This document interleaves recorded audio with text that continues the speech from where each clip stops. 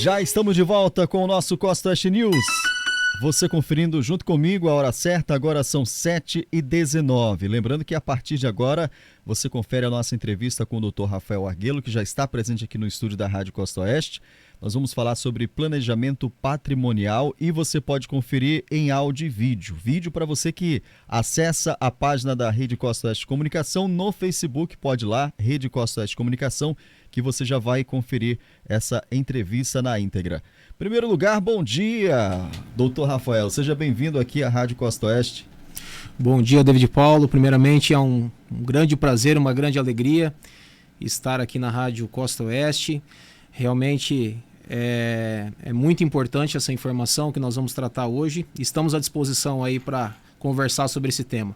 É um tema que muito tem se falado, mas é pouco explicado, né? Pouco conhecido. Verdade. Se fala muito, as pessoas criam essas dúvidas e a tua presença aqui é para a gente de fato esclarecer tudo a respeito do planejamento patrimonial. Então, para a gente começar, gostaria que o senhor explanasse aí para o nosso ouvinte em primeiro lugar, então, o que é esse tema? Certo. Vamos lá.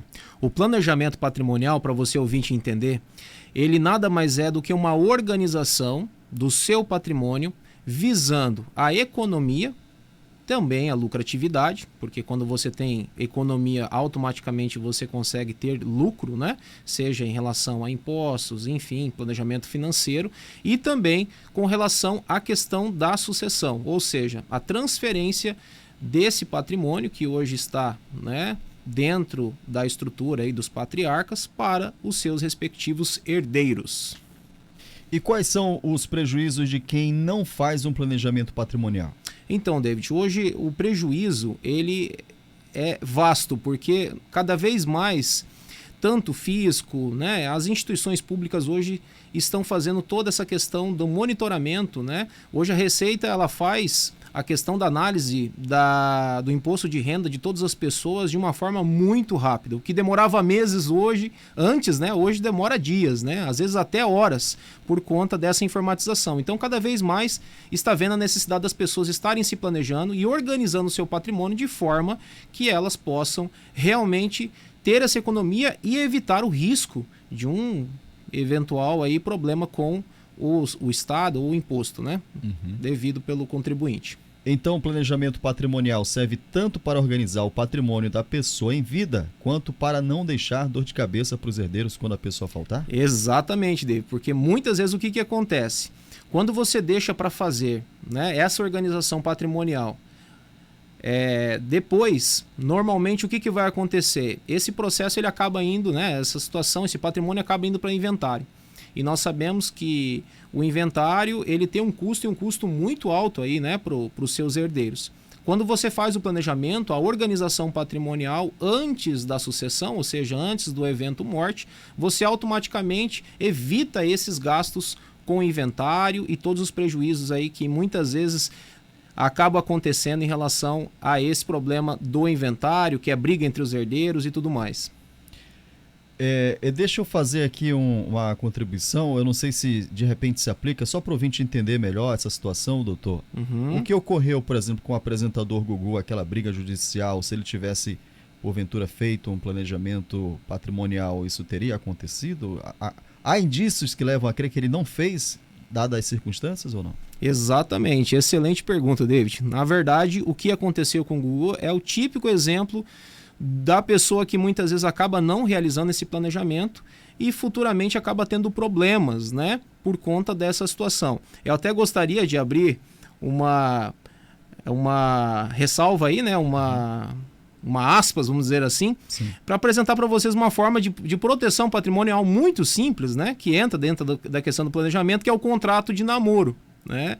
Então, às vezes o empresário já se divorciou, às vezes já está namorando uma outra pessoa, né? Ou empresária também, né? Pode ser empresário. E muitas vezes essa pessoa já acaba morando na casa dessa pessoa. Entendi. E o que acontece? Isso pode gerar o vínculo de convivência. E a partir do momento, tudo aquilo que for adquirido durante, né, esse período em que aquela pessoa já estiver morando e residindo com ela, automaticamente vai se comunicar para fins patrimoniais. Ou seja, 50%, como não é escolhido o regime de bens, no caso da união estável, a pessoa acaba se comprometendo aí com 50% da sua renda, o que poderia ser muito bem protegido se ele fizesse um contrato de namoro colocando que não caracteriza a união estável. E tem exemplos de casos onde as pessoas têm sido vítimas de golpes nesse sentido? Tem, inclusive, esses dias eu postei o story falando sobre essa questão do contrato de namoro. Já ouvi falar, inclusive um dos seguidores falou assim para mim: doutor, não sei se o senhor sabia, mas existe cursos para meninas fazerem esse trabalho com os empresários, buscando aí, né, possíveis vítimas, né? Possíveis vítimas aí para ter esse patrimônio e direito a 50% de tudo aquilo que o empresário eventualmente for adquirir aí quando estiver na união. Então você sabe que hoje existe até a sistemática para poder evitar, né, essa situação que acaba prejudicando e muito, né? Porque a pessoa não contribuiu para esse patrimônio e ela acaba tendo direito a algo que de fato ela não contribuiu para poder adquirir, né? Voltando um pouquinho aqui para o questionamento que a gente estava falando sobre, agregando o tema inventário, né? Certo. Com base na tua experiência, você poderia informar em média o custo de inventário e se costuma ser um processo tranquilo para os familiares? Então, o custo do inventário hoje, nós estimamos assim, com base na nossa experiência, de 8 a 15% quando é extrajudicial, ou seja, quando as partes estão em consenso, não há discussão, né, que representaria um valor expressivo do patrimônio, e quando há discussão, ou seja, quando os herdeiros não entram em consenso, nós estimamos aí de 8 até 30 ou até mais a dilapidação do patrimônio por conta do inventário. Então, o que acontece? Hoje, muitos empresários ou muitas pessoas que não fazem esse planejamento acabam caindo no inventário, o patrimônio acaba se dilapidando, porque o patrimônio fica parado. Para poder ter dinheiro para terminar o inventário, precisa vender algum bem, que precisa ser feito judicialmente, isso não pode ser feito extrajudicialmente, depende de uma autorização judicial, e aquele patrimônio acaba se dilapidando e muitas vezes acaba se perdendo inteiro o legado, né? Tudo aquilo que os patriarcas construíram acaba se perdendo no tempo. Perfeito. Então o processo de inventário, além de ser caro, pode ser demorado e gerar conflito na família. Com o planejamento é possível economizar tempo e dinheiro, né, doutor? Economizar. Eu vou dar um exemplo para vocês, assim, né? Considerando extrajudicial aí de 8 a 15%, a nossa estimativa, só o ITCMD no Paraná já é 4%. Né? Colocando no horários advocatícios aí, você já tem mais 5%, que estaria ali o mínimo da tabela da UAB, né? E mais os custos, emolumentos e depreciação patrimonial, tudo isso acaba contribuindo. No caso do planejamento, qual seria a vantagem? A vantagem é que nesse caso da sucessão, o que você gastaria aí de 8 a 15 ou até mais, né, com o inventário, você economizaria isso numa média de 2 a 5%, dependendo do valor patrimonial, você conseguiria ter, no máximo, aí, dependendo da situação, até 5%. Então, uma economia expressiva e, detalhe, sem briga, né? Porque quando você faz o planejamento, toda a vontade dos patriarcas ela é estabelecida. Então, automaticamente, você não tem aquele prejuízo de ter aquela briga posterior, porque o patriarca já vai saber como vai ser administrado esses bens, como vão ser administrados esses bens, como vão ser organizados vai ser organizada a questão patrimonial, e tudo fica de acordo com o que deve ser feito com a vontade dos patriarcas. E com o novo governo, existe alguma preocupação ou mesmo um ponto a ser ressaltado do trabalho de vocês? Existe sim, David. O atual, né, ministro da Fazenda, Fernando Haddad, ele concedeu uma entrevista há um tempo atrás falando que a herança deveria pertencer ao Estado e não aos herdeiros. Que os herdeiros seriam pessoas que somente interessados, né, em ter o patrimônio, portanto não seria justo fazer essa transmissão para os herdeiros, mas sim deixar que esse patrimônio seja administrado pelo Estado.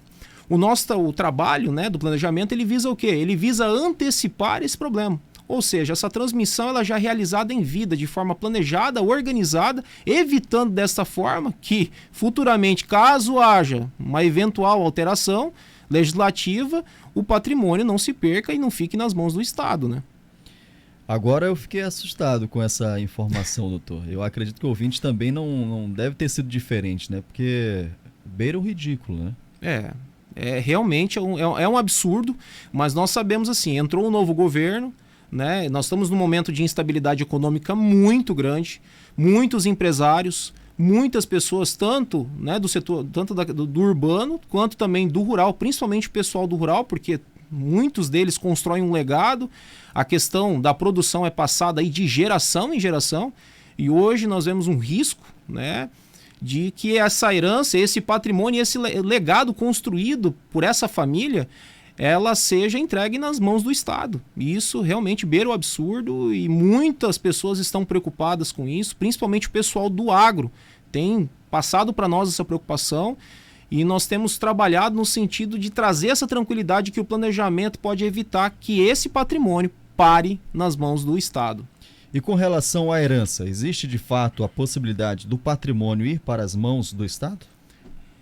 Existe desde que haja uma alteração legislativa, né? Nós estamos agora com o novo Congresso, e eu estava acompanhando a rádio aqui, vendo a questão do noticiário importante, né? Nós vamos ter a eleição agora do Senado e vamos ter a eleição do Congresso Nacional. É muito importante que todos nós aí, como eleitores, né, e cidadãos brasileiros, estejamos aí preocupados e também ter ciência que esta é uma eleição tão importante quanto para presidente da República. Sim. Porque algumas pautas, elas são colocadas nas mãos dos presidentes para que seja dado um encaminhamento.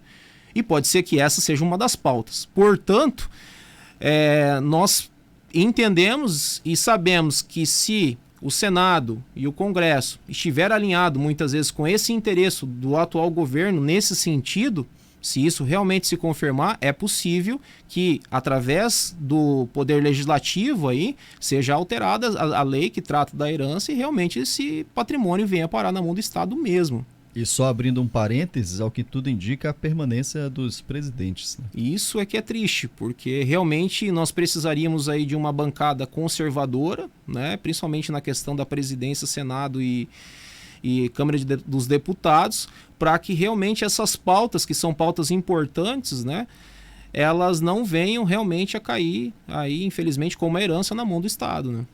Esse trabalho que vocês fazem é a conhecida holding? Na verdade, assim, o que acontece? A holding é um dos instrumentos do planejamento patrimonial e sucessório. Não necessariamente a holding ela vai ser usada em todas as ocasiões. Nós temos exemplos, inclusive, que a holding, dependendo da situação, não é um bom negócio. Então nós fazemos um planejamento que visa o quê? Né? Esta organização patrimonial para que haja essa sucessão de uma forma tranquila, saudável, mas não necessariamente com a constituição da holding. Em alguns casos a gente vê a possibilidade de fazer a doação com usufruto, tudo vai depender da necessidade e do planejamento que vai ser verificado. Nós temos casos, inclusive, David, de algumas situações que tiveram problemas, né, com o holding, né? Então, nós sempre analisamos assim, precisamos ver a situação, analisar a situação, para ver se é caso da realização, né, ou não da holding. Perfeito. Caso a pessoa já tenha a holding e esteja com dúvidas se essa foi a melhor escolha ou não, como você explicou, é possível analisar e revisar essa organização patrimonial? Sim, é plenamente possível. Hoje, um dos trabalhos que nós temos realizado é realmente revisar esta questão da holding, porque muitas vezes não são colocadas cláusulas que são importantíssimas dentro da holding que deveriam ser colocados. E outro ponto importante é a não observância das questões tributárias, né? Como a integralização, por exemplo, de algum patrimônio dentro do CNPJ, da holding, que às vezes não se visualiza a questão tributária que precisaria ser visualizada, como pagamento aí, né, do ITBI ou mesmo do ITCMD, dependendo do caso em específico.